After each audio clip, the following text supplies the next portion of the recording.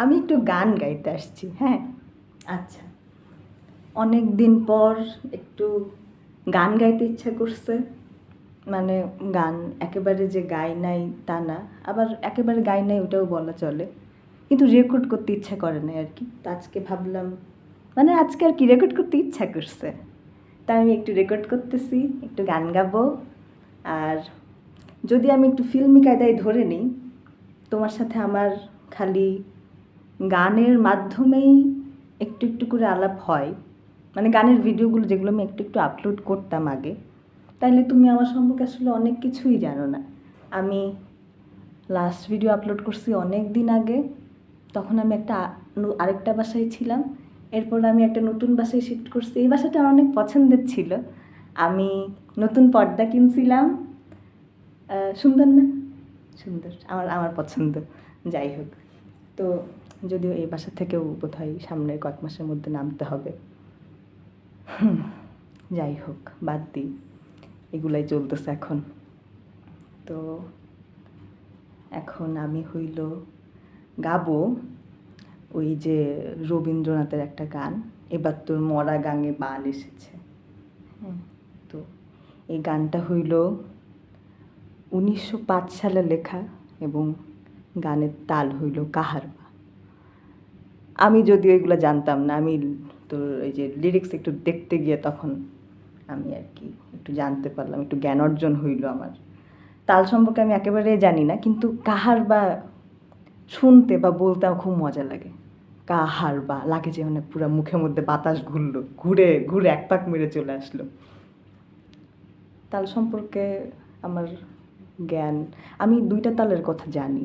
একটা ওই যে ছোটোবেলায় ওই যে পড়তাম না, জাতীয়সঙ্গীত হইলো দাদরা তাল দাদরা তাল, তো অমনে অমনে জানি। আর ওই যে একটা গান আছে, কাহার বা নয় দাদরা বাজাও, উল্টো পাল্টা মারছো চাটি। এই এই এই আর কি। যাই হোক, তো একটু গান গাই। হুম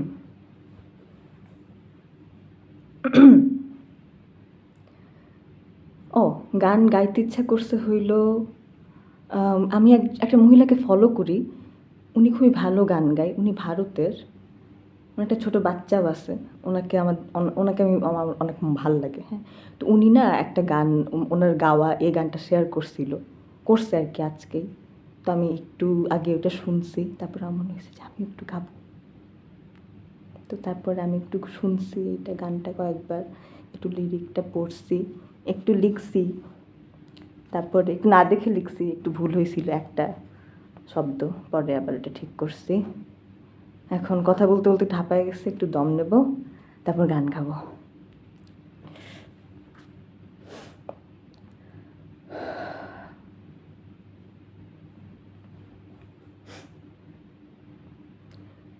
এবার তোর মরা গাঙে বান এসেছে, জয় মা বলে ভাষা তোরি।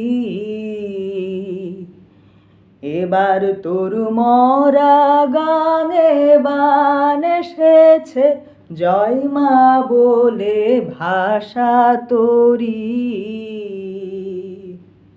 ওরে রে ওরে মাঝি, কোথায় মাঝি প্রাণপণে ভাই ডাক দে আজি। ওরে রে ওরে মাঝি, এটা আমি আরেকবার গাই। ওরে রে ওরে মাঝি, কোথায় মাঝি প্রাণপণে ভাই ডাক দে আজি।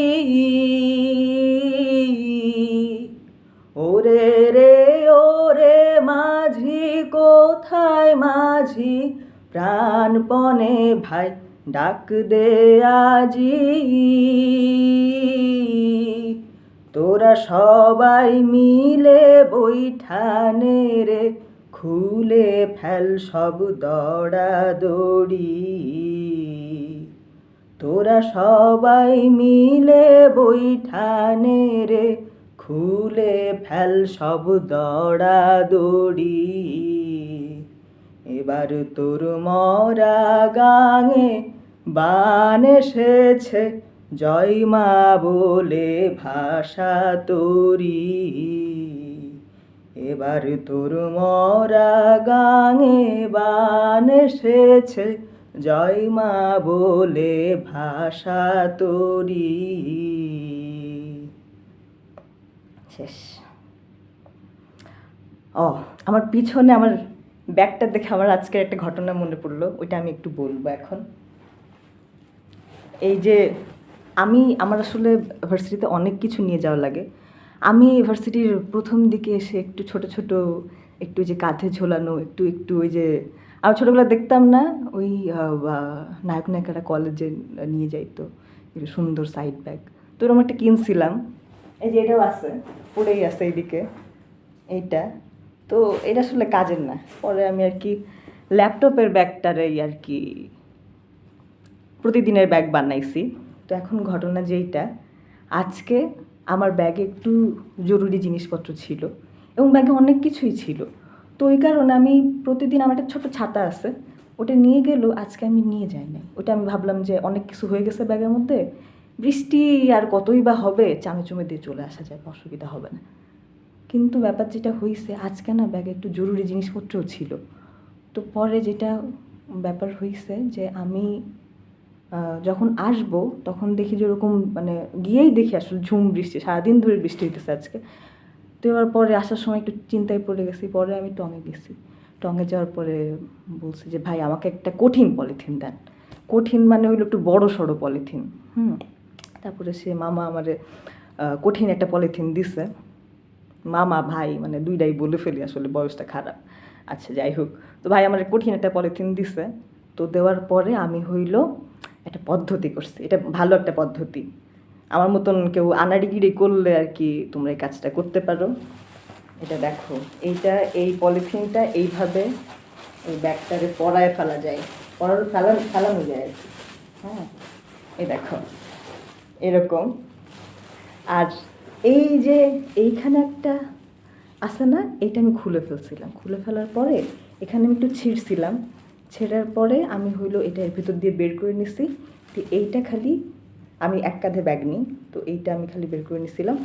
যদিও আমি পরে এটা হলো ছিঁড়ে আমি একটা গিট দিছিলাম, কিন্তু দেখি যে ওটা ঢিলা হয়ে গেল। পরে এইটা আবার আমি স্ট্যাপলার মারছি।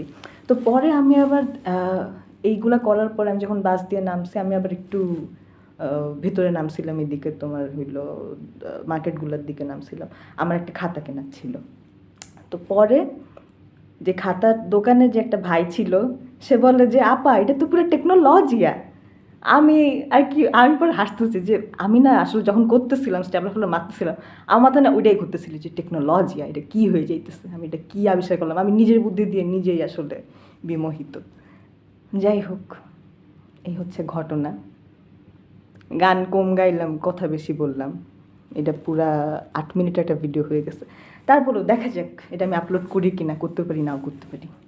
টাটা, ভালো থাকবেন।